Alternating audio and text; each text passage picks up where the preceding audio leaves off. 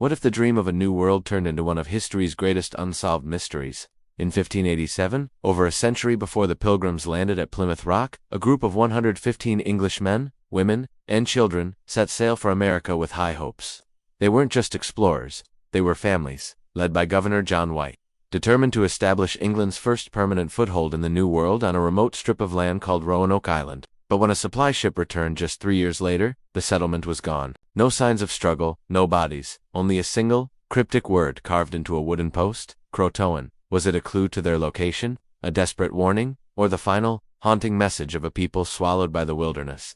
For over 400 years, this question has echoed through history, puzzling archaeologists, historians, and anyone captivated by a good mystery. The story of Roanoke is more than just a tale of disappearance. It's a testament to the brutal realities of colonization, the resilience of the human spirit, and the enduring power of the unknown. The settlers, including the first English child born in the Americas, Virginia Dare, seemingly vanished from the pages of history, leaving behind a legacy of speculation and intrigue that continues to this day. Join me as we journey back in time to explore the clues, weigh the evidence, and attempt to uncover what might have really happened to the lost colony of Roanoke. The dream of Roanoke began with ambition and the promise of a fresh start. In 1587, sponsored by the wealthy and influential Sir Walter Raleigh, the colonists landed on the marshy shores of what is now North Carolina. This was England's second attempt at colonizing the island, the first being a military-focused venture that had failed a few years prior due to poor relations with the local Native American tribes and a shortage of supplies. This time, however, was meant to be different. The group included families, farmers, and artisans, the building blocks of a sustainable community.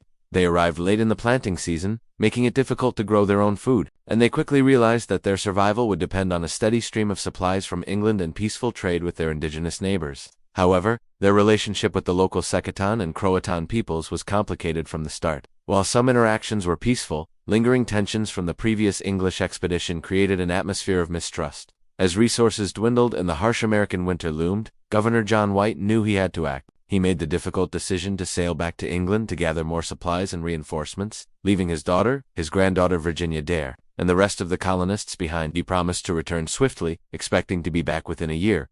But fate had other plans. When he arrived in England, he found his country on the brink of war with Spain. The Spanish Armada was preparing to attack, and every available ship, including White's, was commandeered for the war effort. His one-year trip turned into a 3-year nightmare, leaving the Roanoke colonists utterly alone on the edge of a vast, unknown continent. When John White was finally able to return in August 1590, on his granddaughter's 3rd birthday, he found a scene of eerie silence.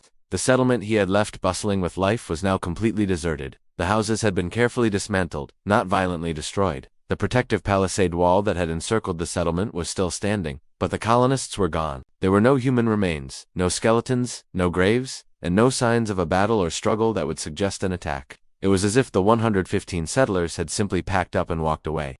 The only tangible clue left behind was the word CROATOAN carved into a post of the fort's entrance, and the letters CRO carved into a nearby tree. Before he had left for England, White had instructed the colonists that if they had to move, they should carve their destination into a tree or post. Crucially, he had also told them to carve a Maltese cross if they were in distress or had been forced to leave. There was no cross. The word CROATOAN seemed to be a deliberate message. CROATOAN was the name of a nearby island, now known as Hatteras Island, and it was also the name of the friendly Native American tribe that inhabited it. It seemed to be a clear indicator of where the colonists had gone. However, a powerful storm was brewing, and the sailors on White's ship refused to risk the treacherous journey to CROATOAN Island. With a heavy heart and dwindling supplies, White was forced to sail back to England, never to see his family or the colony again. He would die years later, forever haunted by the mystery he left behind, and the world would be left to wonder about the fate of the lost colonists. Over the centuries, countless theories have emerged to explain what happened. The most widely accepted theory among historians today is that the colonists willingly integrated with a local Native American group, most likely the CROATOAN. The carving of CROATOAN without a distress signal strongly supports this idea. The colonists may have decided to move to CROATOAN Island to seek food and shelter, eventually assimilating into the tribe over time. Reports from later English explorers in the 17th century mentioned encountering Native Americans with gray eyes and knowledge of the English language, which some researchers believe could be descendants of the Roanoke settlers. This theory suggests a story not of tragedy, but of survival and adaptation, where the colonists chose to join a new community rather than perish alone. Another compelling theory is that the colonists relocated, but not necessarily to CROATOAN Island. Archaeological evidence suggests that a small group may have moved about 50 miles inland, to a place now known as Site X. At this location, archaeologists have unearthed English pottery and other European artifacts dating to the late 16th century, mixed in with Native American artifacts. This has led some researchers to theorize that a portion of the colonists attempted to establish a new settlement further from the coast, perhaps seeking more fertile land or greater safety. They might have lived there for a time, interacting and trading with local tribes, before their presence eventually faded into the historical record. Of course, more tragic possibilities cannot be ruled out. The colonists were left in a harsh and unfamiliar environment with limited supplies. Starvation or a deadly epidemic could have easily swept through the settlement, wiping them out before whites return. Without proper burials, their remains might have been scattered by nature, leaving no trace for white to find. Another theory, popular in the years following the disappearance, was that the Spanish, England's main rival in the New World, discovered and destroyed the colony. Spain saw the English settlement as a threat to its claims in the Americas and had a history of attacking rival outposts.